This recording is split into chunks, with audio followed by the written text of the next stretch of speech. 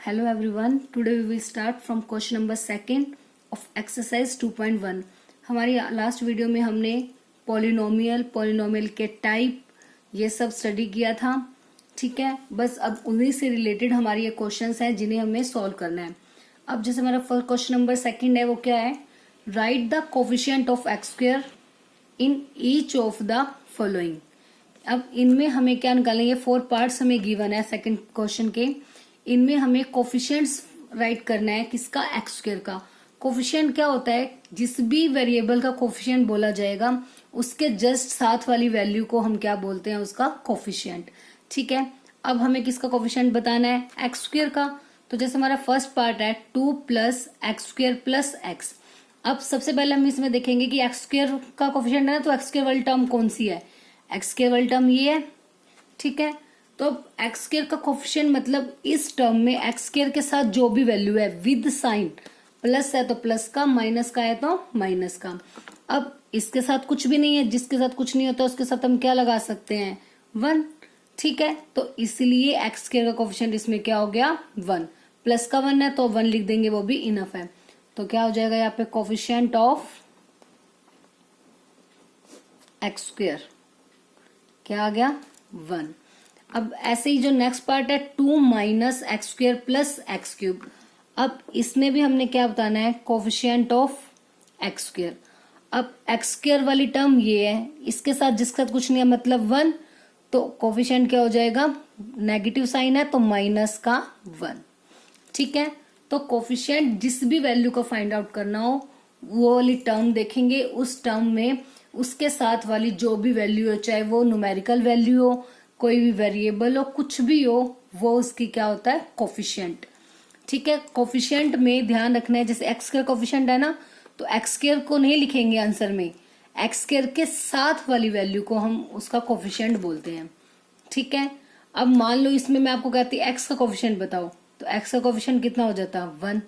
ठीक है, constant term कितनी हो जाएगी, 2। कांस्टेंट टर्म मतलब जिसमें कोई भी वेरिएबल नहीं है वो कांस्टेंट टर्म हो जाएगी। ठीक है, अब जैसे हमारा आता है third part, π/2 x square plus x. अब इसमें भी क्या बताना है हमें, कोफिशिएंट ऑफ एक्स स्क्वायर।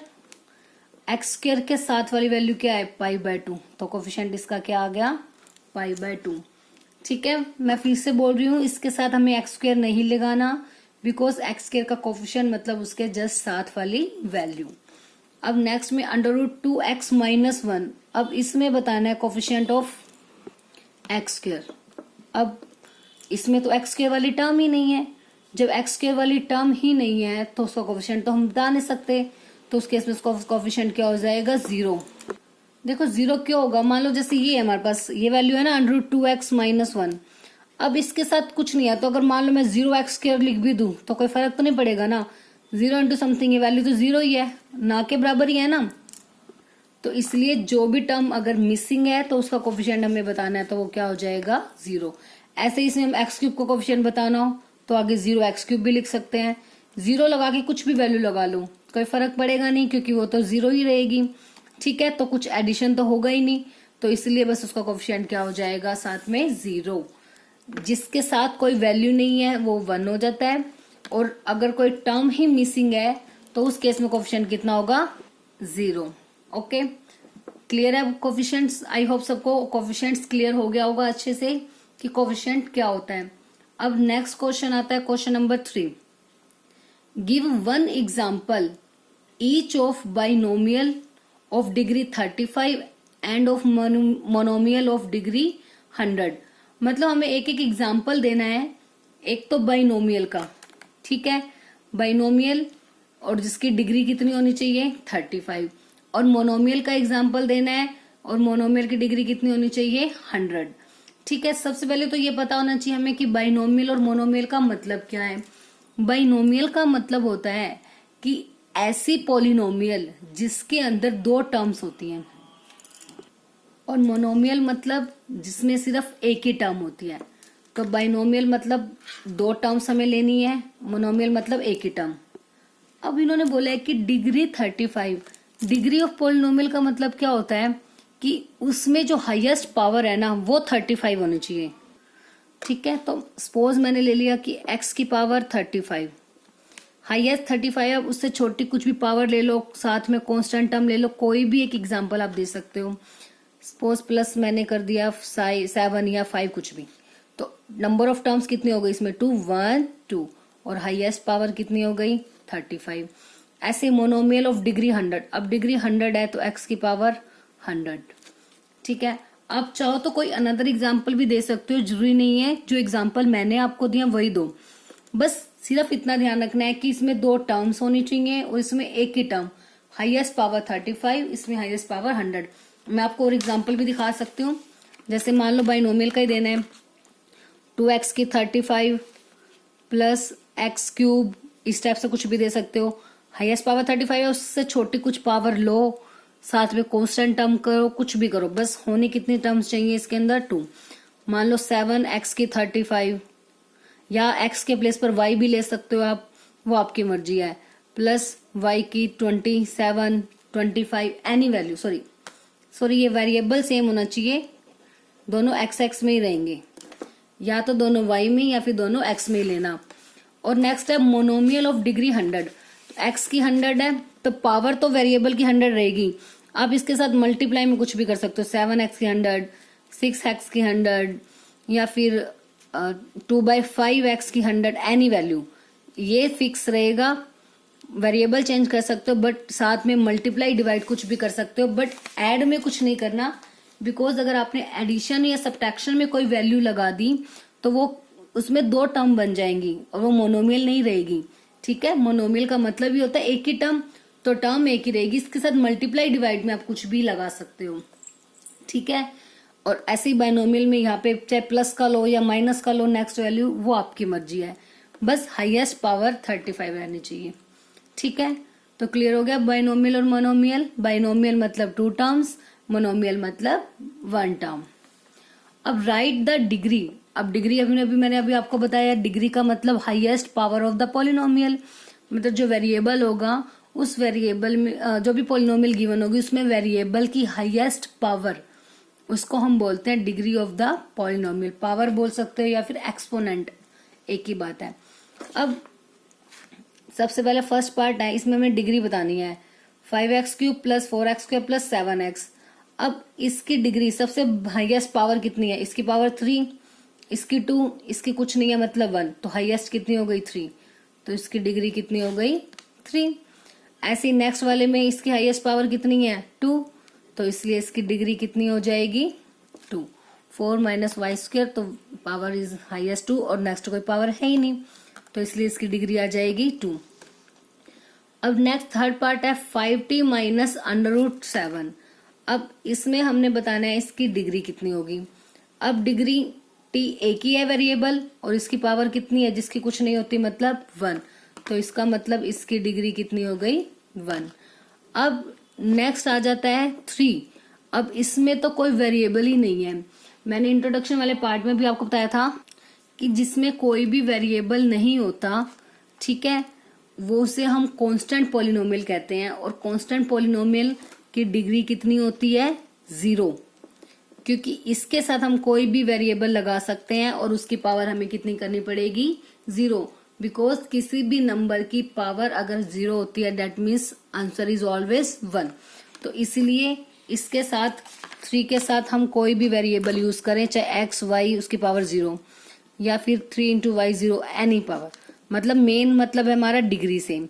ठीक है, तो क्योंकि अब इसका मतलब क्या होगा, x की 0 का 1, तो 3 मल्टीप्लाई 1 3 आ जाएगा, या y की 0 लेना चाहोगे तो इसका भी 1, तो कितना आ गया 3। ठीक है, तो बस याद रखना है जिसमें भी जिस भी पॉलिनोमियल में कोई भी वेरिएबल नहीं होगा उस केस में वो उसे हम कांस्टेंट पॉलिनोमियल बोलते हैं। कांस्टेंट मतलब जिसमें कोई वेरिएबल नहीं है और उसकी डिग्री कितनी होती है ऑलवेज 0। ठीक है, अब देखो जैसे इसमें डिग्री 3 आ गई, 2 आ गई, 1 आ गई, 0। अब इनकी भी नेमिंग होती है, जिनकी डिग्री 3 होती है उसे हम बोलते हैं क्यूबिक पॉलिनोमियल, डिग्री 2 वाले को क्वाड्रेटिक पॉलिनोमियल, और डिग्री 1 वाले को लीनियर और 0 वाले को कांस्टेंट। 3 को cubic, quadratic, linear and constant, ये सब मैंने आपको इसलिए बताया बिकॉज जो हमारा क्वेश्चन नंबर 5 है वो इसी के ऊपर ही बेस्ड है। अब देखो क्वेश्चन नंबर 5 में classify the following as linear, quadratic and cubic polynomial. अब हमें ये कुछ पार्ट्स गिवन है, हमें ये बताना है इसमें से कौन सी पॉलिनोमियल लीनियर है, कौन सी क्वाड्रेटिक है या फिर कौन सी क्यूबिक है। वो मैंने अभी आपको बताया, जिसकी डिग्री 1 मतलब highest power 1 that is called linear, और whose highest power is 2 that is called quadratic, and whose highest power is 3 that is called cubic. तो बस अभी इसी के अकॉर्डिंगली हमें इनकी नेमिंग देनी है। Now our first part is X square plus X. X square plus X में जो हाईएस्ट पावर है वो कितनी है? 2। हाईएस्ट पावर 2 है मतलब डिग्री 2 है, तो डिग्री 2 का मतलब क्या होता है? Quadratic polynomial. कौन सी हो जाएगी ये? Quadratic polynomial. सेकंड पार्ट है x माइनस एक्स का क्यूब, तो highest power is 3, highest power 3 मतलब डिग्री 3, डिग्री 3 का मतलब कौन सी पॉलिनोमियल हो गई? क्यूबिक पॉलिनोमियल ठीक है। अब नेक्स्ट पार्ट जो है y plus Y square plus 4, so highest power is 2, highest power 2 मतलब क्वाड्रेटिक पॉलिनोमियल ठीक है। अब नेक्स्ट 1 प्लस एक्स, अब x है इसमें ना पावर 2 ना 3, कितनी पावर है इसमें? 1, 1 पावर का मतलब क्या होता है? लीनियर पॉलिनोमियल ठीक है। अब next is 3t, same, t की पावर कुछ नहीं मतलब 1, तो 1 पावर मतलब क्या हो जाएगी? Linear polynomial. अब पॉलिनोमियल भी साथ में लिखोगे, here also polynomial. Next is R square, R square मतलब हाईएस्ट पावर 2, तो उसका मतलब कौन सी हो जाएगी ये? क्वाड्रेटिक पॉलिनोमियल ठीक है, quadratic polynomial. Now the last part is 7x का क्यूब, 7x क्यूब मतलब power 3, so we called it cubic polynomial. I hope अब आपको अच्छे से ये एक्सरसाइज क्लियर होगी। क्या था बस, अब मैं आपको फिर भी एक बारी थोड़ा सा मतलब ब्रीफ में इसके बारे में बता दूं। जैसे हमारा फर्स्ट क्वेश्चन में क्या था, हमें ये बताना था कि जो क्वेश्चन हमारा कि जो पॉलिनोमियल गिवन है वो पॉलिनोमियल है भी या नहीं है, और 1 डिग्री की है या नहीं है, मीन्स 1 वेरिएबल में है या नहीं। तो सिंपल पॉलिनोमियल की हमें याद रखना है कि पॉलिनोमियल का मतलब होता है जिसमें वेरिएबल की पावर होल नंबर होनी चाहिए ठीक है। तो अगर ऐसी कंडीशन सेटिस्फाई हो रही है तो यस वो पॉलिनोमियल है, अदरवाइज पॉलिनोमियल नहीं है।